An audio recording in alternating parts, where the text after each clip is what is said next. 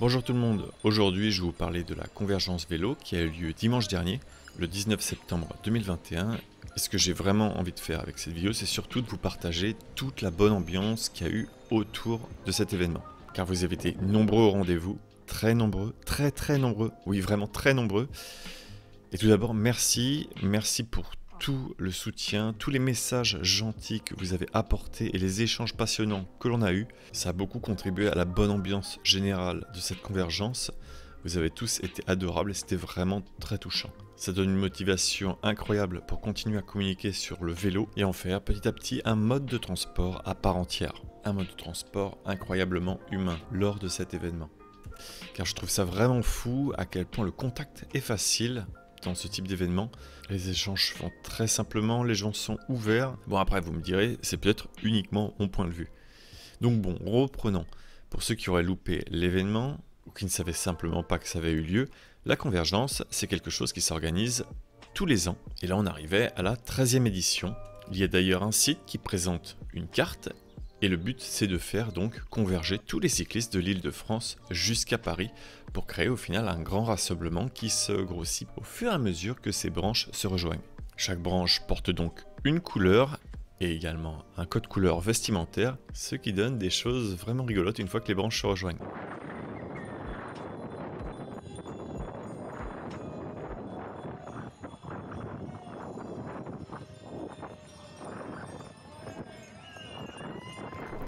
Il y a donc plusieurs départs à plusieurs heures, certains débutant dans Paris, d'autres un peu partout en Île-de-France.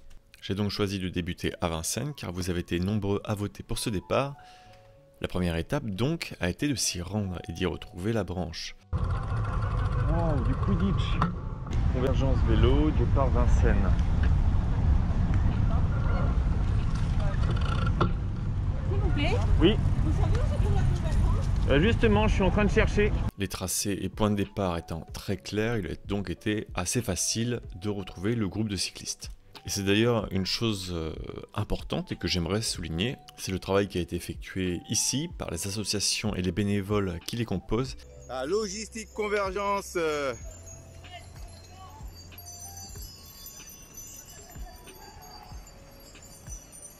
Et qui ont permis cet événement et l'encadrement qu'il y a autour. Grâce à eux, nous n'avons pas eu à nous soucier de notre itinéraire, ils protégeaient chaque carrefour et nous pouvions pleinement profiter de la balade.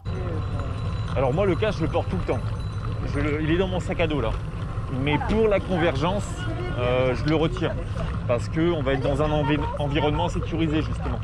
Et lors de ce genre d'événement, justement, vous pouvez d'ailleurs en profiter pour aller les voir et échanger avec eux. C'est l'occasion de pouvoir se voir tous ensemble. Pour avoir plus d'informations sur comment fonctionne une association et comment vous pourriez être utile à votre ville pour développer le vélo comme moyen de transport. Et durant ce trajet, bien sûr, c'était l'occasion également de pouvoir échanger avec beaucoup d'entre vous.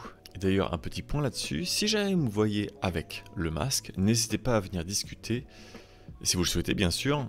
Et c'est aussi pour ça que j'ai choisi de le garder, car ça permet de facilement me reconnaître et d'ouvrir le dialogue. Alors je ne vais pas m'étendre sur le masque en lui-même, je pense que je le développerai lors d'une prochaine FAQ, n'hésitez pas à vous abonner. Bref, pour en revenir à la convergence, la branche sur laquelle j'étais est la branche qui accueille l'un des itinéraires cyclables les plus fréquentés de tout Paris, la ligne 1 du Vélopolitain. Et c'était aussi l'occasion avec cet événement de présenter cette ligne et toute cette nouvelle infrastructure cyclable aux nouveaux cyclistes qui n'avaient pas encore eu l'occasion de monter sur Paris, de montrer toutes les continuités cyclables dues au Corona Piste et les nouveaux aménagements comme Bastille, bon, qui est plus très nouveau maintenant, et Rivoli. Et d'ailleurs tous ces aménagements étaient devenus complètement méconnaissables avec l'arrivée en masse de cyclistes car tout s'est rempli assez rapidement au point d'en devenir noir de monde, c'était juste hallucinant.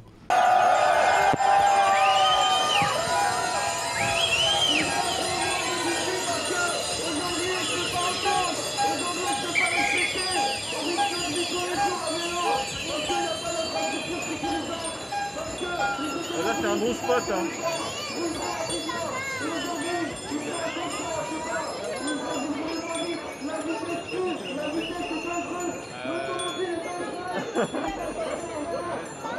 On est d'ailleurs resté bloqué plusieurs minutes à Rivoli, le temps de pouvoir trouver une solution au niveau de Concorde, car La préfecture a souhaité déplacer l'événement de Concorde jusqu'à l'hôtel des Invalides.